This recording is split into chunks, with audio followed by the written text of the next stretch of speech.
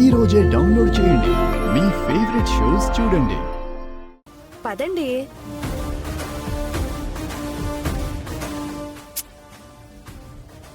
చారు చూడు, వాళ్ళని చూడు ఎలా నడుస్తున్నారు. ఆద్యని సీను ఒక్క క్షణం వదలట్లేదు. ఆద్య కూడా సీనుని ఒక్క క్షణం వదిలుండట్లేదు. సీను చేత ఎలా కట్టించుకుంటావే తాళి?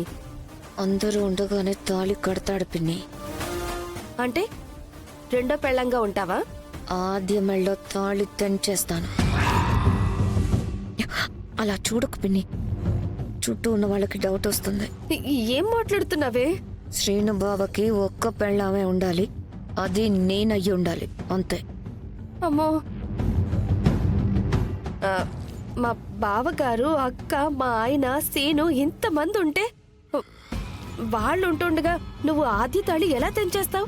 మనసుంటే మార్గం ఉంటుంది. అందులోనూ పవిత్రమైన గుళ్ళో తప్పు చేస్తే కొంపలు అంటుకుంటాయేమోనే. అంటుకుంటే అంటుకొని సేఫ్గా ఎలా బయటపడాలో నాకు బాగా తెలుసు. అయినా ఇప్పుడు ఈ డిస్కషన్ ఆపి ముందుకు నడుద్దామా? పద పద.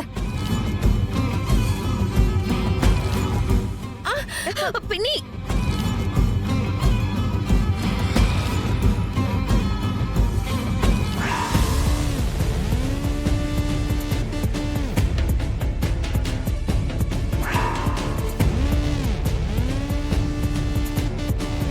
చూసావా శ్రీను, దానికి చూపుందన్న సంగతి మర్చిపోయి పార్వతి పిన్నిని ఎలా పట్టుకుందో. చారు, నీకు కనపడదు కదా, అత్తయ్యని ఎలా పట్టుకున్నావు? సీను, పట్టుకున్నది నేను, చారు కాదు. చారు కనిపించదు కదా. కాస్త చూసుకున్నాడు చారు. అలాగేనండి. కాళ్ళు నొప్పిగా ఉంటే చెప్పు చారు, కారు ఏర్పాటు చేస్తాను. ఏం వద్దులే ఆద్య, అందరూ ఒక దారిలో వెళ్తుంటే నేనొక్కదాన్నే వేరే దారిలో ఎందుకు? కాళ్ళు బేణికినా పర్లేదు, ఎలాగోలా వచ్చేస్తానులే. నేనున్నాను కదా, సపోర్ట్ చేస్తానులే. రా చారు, పద. అబ్బా,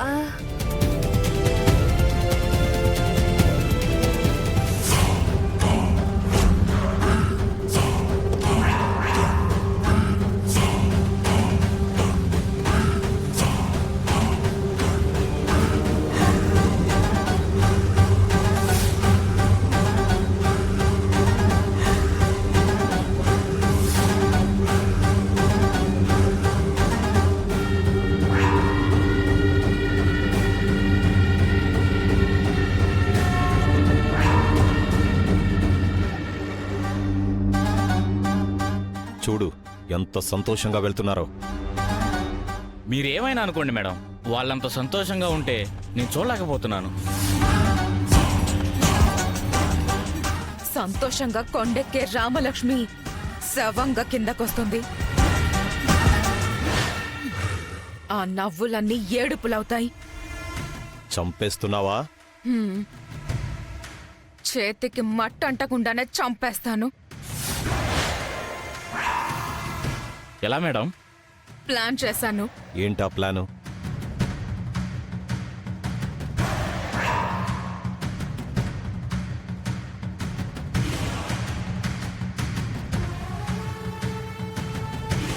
నమస్తే మేడం. నమస్తే. నమస్తే. ఏదో ముఖ్యమైన పనుంది, రమ్మన్నారు. ఇతని పేరు ముక్కురాజు.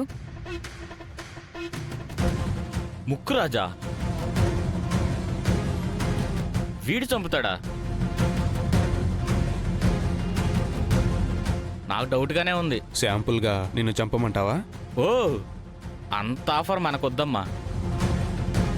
అయినా చంపేది వీడు కాదు, చంపడానికి వేరే ఉన్నారు.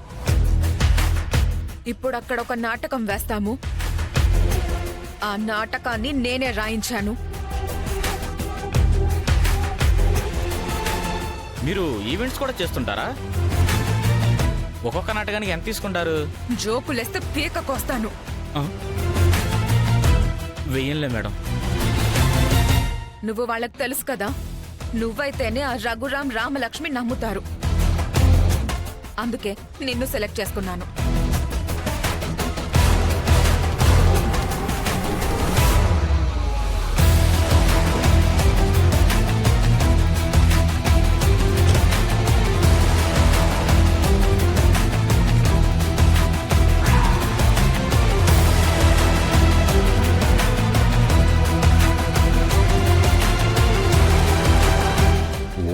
శివాయ. ఆ నామస్మరణం చేస్తూనే శివుడి ప్రాణాలు గాల్లో కలిపేస్తాను. ఓ అలా వచ్చావా? దేవుడితో ఆటలాడుతున్నారు చూసుకోండి. మనం దేవుడితో పెద్ద పెద్ద ఆటలే ఆడుతున్నాం, అందులో ఇదొక చిన్న ఆట. అయినా అవన్నీ దేవుడున్నాడని నమ్మేవాళ్ళకి. మనం చూసేది ఆ దేవుడు వెనకున్న నిధుల కోసమే. నువ్వు ఆ రఘురాంని కలవాలి, ఎలాగైనా సరే ఆ రామలక్ష్మి చేత ఈ నాటకంలో శివుడి పాత్ర నువ్వే వేయించాలి. ఆ తర్వాత జరిగేదంతా నేను చూసుకుంటాను. మేడం, కథేంటో కొంచెం చెప్తారా? వాళ్ళు అడిగితే చెప్పాలి కదా. అందులో రాక్షసులు శివుడి కోసం తపస్సు చేస్తారు.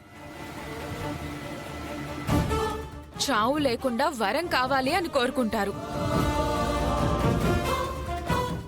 చివరికి ఆ రాక్షసులే శివుడి మీదకి తిరగబడతారు. అదే నాటకం. ఈ తిరగబడేది రాక్షసుల రూపంలో ఉన్న మన మనుషులే. శివుడి వేషంలో ఉన్న ఆ రామలక్ష్మిని అక్కడే కత్తులతో పొడిచి చంపేస్తారు. చూసే వాళ్ళందరూ నాటకమే అనుకుంటారు. రామలక్ష్మి చచ్చిపోతుంది.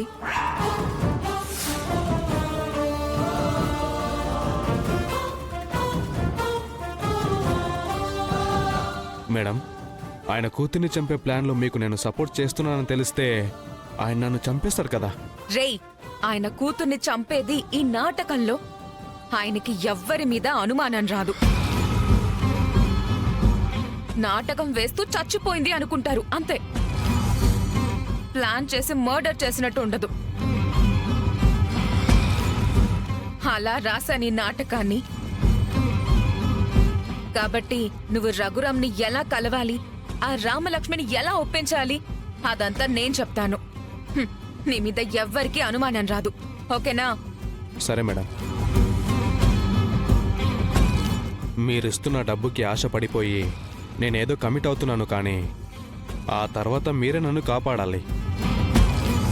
కానీ తేడా వస్తే మీ పేరే చెప్పేస్తాను, అది కూడా చూసుకోండి. తేడా రాదు. నువ్వు ముందు నేను చెప్పింది చెయ్యి. సరే పదండి వెళ్దాం. రాజు, అందరం వెళ్ళడానికి వీల్లేదు. మేం ముగ్గురం ఎట్టి పరిస్థితుల్లోనూ ఆ రామలక్ష్మి కంట పడకూడదు.